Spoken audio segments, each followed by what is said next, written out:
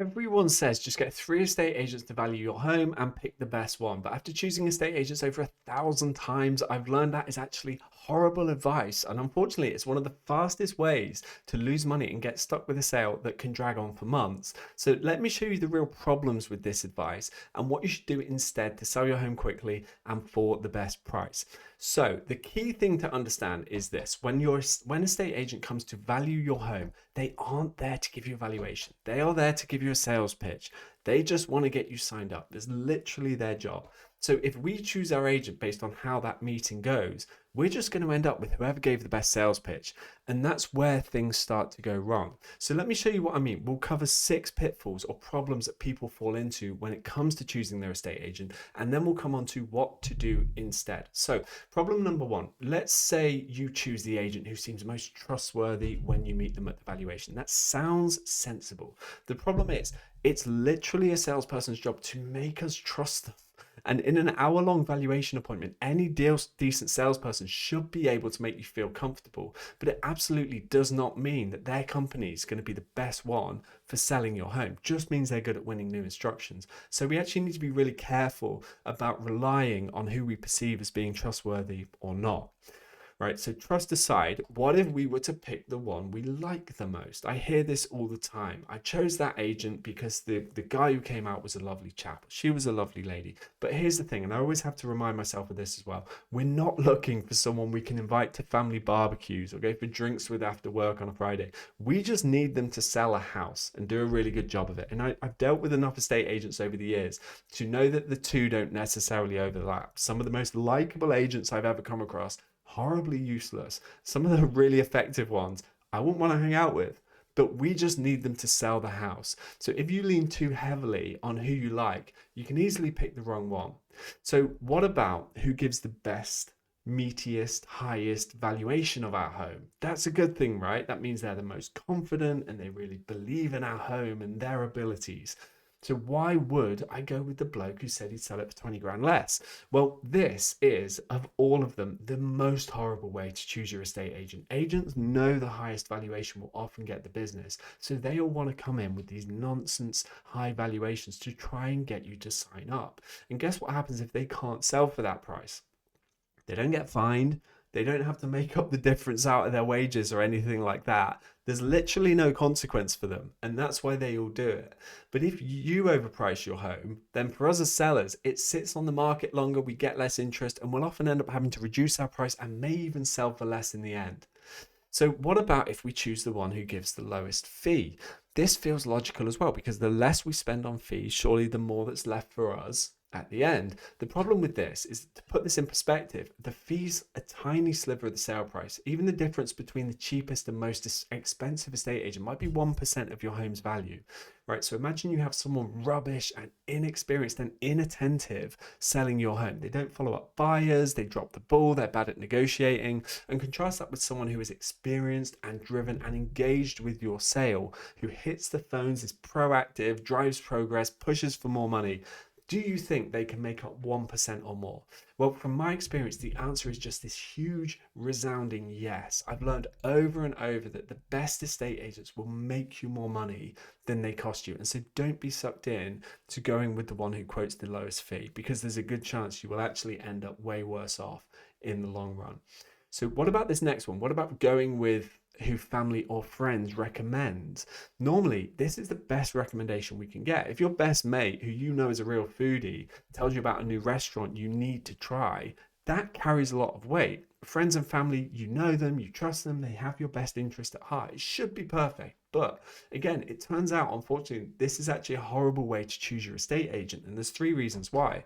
So first of all, estate agents aren't one size fits all. Different agents are best suited for different types of properties, different price brackets, and different areas within your locality. So your friend may have picked an agent who was great for them and their home, but it might not mean they're right for yours.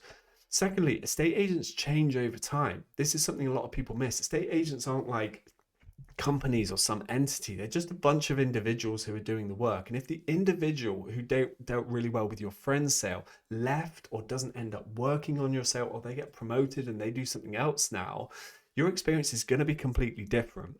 The third thing is there is a big element of luck in house sales. Now, that's not to say you can't control it. All of my videos are basically about taking control of yourself to stack the odds of getting lucky in our favor. And it works. But here's the thing, the agent who sold your friend's house might have done everything wrong and just got lucky. The right buyer might have stumbled across the listing on Rightmove, they offered a good price, and they were on the ball and pushed it through their solicitors themselves. Agent could have had nothing to do with it.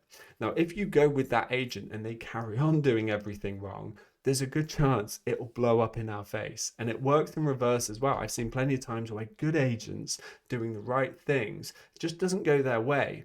And the homeowner comes away afterwards thinking they were rubbish and ineffective. And in a recommendation, you would be talked out of using them.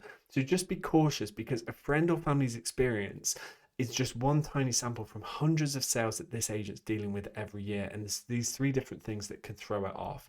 Recommendations are absolutely well intentioned, but just make sure we take them with a very careful pinch of salt. Okay, so next one, what about choosing an agent with the best or the most reviews? Now, if you are like most people in 2026, then before you make a big decision, you're going to hit the internet and check out reviews. It's another great place to get feedback, but there are massive problems to be aware of here as well, and not the ones that you might think. Like, I know that most people think the problem with reviews is lots of fake ones. Now, to be honest, I don't feel like I've seen that much fake review peddling amongst estate agents. I don't think. You definitely see it amongst We Buy Any House companies. It is a big problem there. But with estate agents, I found that the issue is that it's more so that some companies are good at pushing for reviews and others aren't. So for example, I know there are agents selling tons of homes and doing really good work, but they don't make an intentional effort of asking sellers to go and post a review afterwards, so they barely get any. Meanwhile, I've seen other agents doing way lower volumes and often doing pretty bad work, but when something goes well, they'll really campaign to get a review off someone. And so the second company's reviews actually end up looking way better than the first ones, even though they're smaller and worse. It's a big thing we need to be conscious of, and it's why reviews can only play a small part when we choose an agent. So if all of that stuff leads us in the wrong direction, what should we actually do instead? Well, over the years, I've been through this process and selected well over 1,000 estate agents for my own sales and my client sales. And over time, I've developed a 3-step process to reliably find the best local estate agents for your house, your price bracket right now. So let me show you what they are. Step number 1, we start by building a shortlist based on evidence, not opinions, not recommendations, but actual performance. And the key thing is we want a shortlist of agents who are selling lots of similar homes nearby at the moment. Step 2, we refine our list. We prioritize the agents who've sold anything very similar, very nearby, very recently. For example, a flat in the same block of flats, a row in the same row of terraces. And there are a couple of reasons that doing this can pay dividends. Step number 3, we then speak with them and essentially we interview them for the instruction. And we're not checking, do I like this person? Was it a good pitch? What did the reviews say? Instead, there's 3 specific things I'm checking for when I speak with them. And when I follow this process, we end up with the best agent for the job reliably. So I wanted to keep this video short, but I don't want to leave you hanging as well if you've reached the end. So a while ago, I recorded a full workshop that will walk you through some of my best advice for when you list your home for sale. And that workshop includes a detailed explanation of this 3-step process, along with a live run through showing how I actually do it in real time. It's a simple process that just works time and time again. And as always, this workshop is completely free. This is my gift to you. So if you want to see it, click the link in the description below and I'll email it right over to you. I really hope this has been helpful. Click the link if you want to see more, and I will see you soon.